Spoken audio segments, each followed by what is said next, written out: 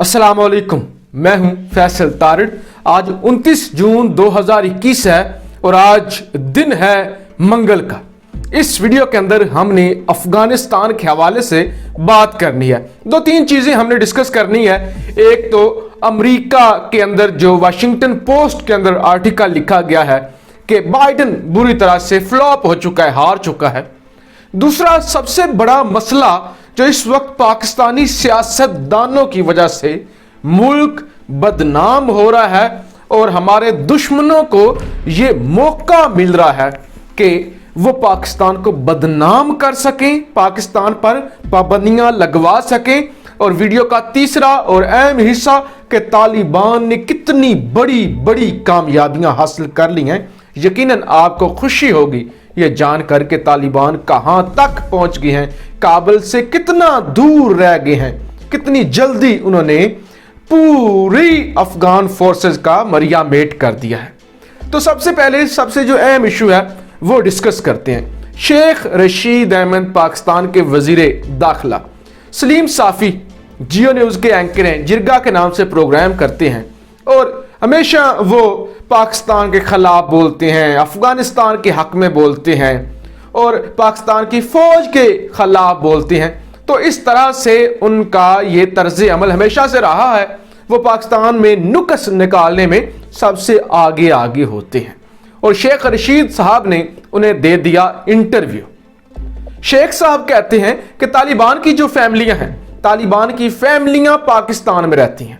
तालिबान पाकिस्तान के अंदर इलाज करवाने के लिए आते हैं, वहां से उनकी डेड बॉडीज इधर आती हैं और इनके बेशुमार रिश्तेदार और जो सेटअप है ना वो पाकिस्तान के अंदर है। इवन वो इतना नहीं रुके, होता है ना कितनी सी बात नहीं, उन्होंने कहा जी इस्लामाबाद के बाराकऊ के अंदर, तरनोल के अंदर, वहां पे जी पेशावर के अंदर, वहां पे जी उधर उधर उधर जो है वो अफगान तालिबान की फैमिलीज रहती हैं। एक तो ये हिसास मालूमात थी, आपको नहीं देनी चाहिए थी। तालिबान की फैमिलीज को वो टारगेट कर सकते हैं। अगर आप कहते भी तो आपको लोकेशन नहीं बतानी चाहिए थी टीवी पर बैठकर। एक चीज, दूसरा आप वजीर दाखिला है। अब आप वो नहीं है कि आप कहें कि इंडिया के अंदर घंटियां नहीं बजेंगी, मंदिर नहीं होंगे, वो नहीं होंगे, चिड़ियां दाने नहीं चुगेंगी। वो बढ़के आपका मारना वो काम नहीं है। आपके पास हसास मालूमात होती है, आपके अंडर FIA, ISI और मुख्तलिफ एजेंसीज होती हैं क्योंकि आप वजीर दाखिला हैं। तो लिहाजा अब ये आपको चवलें जो हैं वो सूट नहीं करती। वॉइस ऑफ अमेरिका से लेकर हिंदुस्तान हर तरफ ये जो है पाकिस्तान के खिलाफ। और खिलाफ क्या, अब मैं क्या कहूं, खुद आपका जब स्टेट का इतना बड़ा मिनिस्टर ये मान रहा है तो वो लोग तो पाकिस्तान के खिलाफ जहर उगलेंगे। तो मेरे ख्याल से ये सिलसिला बंद होना चाहिए। फिर दूसरी अहम चीज, बिलावल भुट्टो जरदारी ने जमहूरी होने का हक अदा करते हुए ये कहा कि अफगानिस्तान को हाउस के अंदर डिस्कस होना चाहिए। ये लोग पार्लियामेंट के अंदर अफगानिस्तान को डिस्कस करेंगे। और क्या ऐसी चीजें, क्या इतनी हसास चीजें जिनके अंदर हसास मालूमात होती हैं वो इस तरह पब्लिकली डिस्कस होनी चाहिए। देखिए मैं आपको बताऊं, मैं बहुत बड़ा जमहूरी हूं। मैं जिन लोगों ने मार्शल लॉ मुल्क के अंदर लगाए हैं मैं उनकी इज्जत नहीं करता। मार्शल लॉ लगाने वालों की, आइन तोड़ने वालों की मैं हरगिज इज्जत नहीं करता। और ना ही मैं कभी आमरीयत के हक में हूं और ना ही मैं कभी फौजी हुकूमत के हक में हूं और ना ही मैं फौजी डिक्टेटरशिप के हक में हूं। हम खुलकर बोलते हैं। असास अदारे या एस्टैब्लिशमेंट या फौज अगर कोई इस तरह के किसी काम में इन्वॉल्व होती है ना तो हम तो अपने निजी महफिलों में भी खुलकर बोलते हैं। देखिए हम कोई मुनाफिक नहीं है, मुनाफिक तो है नहीं कि जो सिविलियन आपके अदारे हैं उनको बदनाम करते रहें और इधर जी ये मुकद्दस गाय हैं। तो ये मेरे अंदर ये चीज नहीं है, खुलकर करते हैं। लेकिन ये मैं भी समझता हूं, इतनी मुझ में भी अक्ल है कि ये चीजें फ्लोर ऑफ द हाउस पर इतनी जल्दी डिस्कस नहीं करनी चाहिए। ये चीजें ऐसे नहीं है और ऐसे मुतालबात जो है ये भी बेवकूफों वाले हैं। आप लोग हैं जो एक दूसरे को गालियां देते हैं असेंबली के अंदर आके, आप लोग हैं जिनको बजट की अलफ बे का पता नहीं और आप तनकीद करना शुरू हो जाते हैं। आप लोग हैं जिन्होंने मुल्क को FATF की ग्रे लिस्ट में धकेल दिया है। आप इतने सीरियस लोग हैं सही? पहले तो ये बताएं, आपका ये आप इतने काबिल हैं? आपके मेंटल हेल्थ और मेंटल लेवल इतना मैच्योर है कि आपके सामने इतना अहम इशू जो इस वक्त का टॉप ट्रेंड है, पिछले 1 महीने से अफगानिस्तान तो पूरी दुनिया के अंदर टॉप ट्रेंड है ना, उसके हवाले से असास मालूमात आपके सामने शेयर की जाए। और फिर हुकूमत के लोग देखिए ना, शेख रशीद से बड़ा मिनिस्टर कौन है? वजीर दाखिला से बड़ा कोई मिनिस्टर नहीं होता, ये ज़हन में रख लीजिए।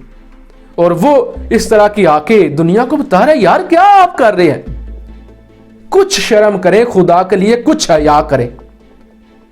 आपको अगर ओहदे मिल गए हैं ना, वो कहते हैं अगर आपको अल्लाह दे दे ना तो ठंडा करके खाना चाहिए, ठंडा करके खाएं। इतना हीरो मत बने कि मेरे पास ये मालूमात है, मेरे पास ये मालूमात है। मुल्क के अहम राज होते हैं, ऐसे टीवियों पर आके ऐसे राज नहीं उगले जाते, ऐसी चीजें डिस्कस नहीं की जाती। खुदा के लिए पाकिस्तानी कौम पर रहम करें, हम पहले ही FATF की ग्रे लिस्ट में हैं। ऐसे अरस्तु और फिलासफर ना बना करें। जुल्फी बुखारी का हमने सुना, ट्विटर पर टॉप ट्रेंड चल रहा था और कुछ चीज़ें आ रही थी कि जुल्फी बुखारी ने नवंबर के अंदर पिछले साल दौरा किया था इसराइल का, और यूसी कोहन इसराइल के साबका जो मोसाद के चीफ है उनसे मुलाकात भी की थी। क्या ड्रामे हैं यार आप लोग, इन चीज़ों से खुदारा बचें। वाशिंगटन पोस्ट के अंदर एक बहुत बड़ा आर्टिकल छपा है, बहुत बड़ा article, Biden lose game in Afghanistan, ये टाइटल है। Biden's lose game in Afghanistan, कि बाइडन हार गया, नाकाम हो गया। बाइडन जो इतना आके माचो बना था ना, नाकाम हो गया है अफगानिस्तान के अंदर। कहते हैं अशरफ गनी और अब्दुल्ला मिलने के लिए आ रहे हैं वाशिंगटन के अंदर। आप माहौल जरा देखिए कि वो मिलने के लिए आ रहे हैं बाइडन से, इतनी है मुलाकात होने जा रही है। इतने में अफगानिस्तान से इंटेलिजेंस की रिपोर्ट आ जाती है कि 6 माह भी आपके निकलने के बाद गनी की हुकूमत सरवाइव नहीं कर सकेगी।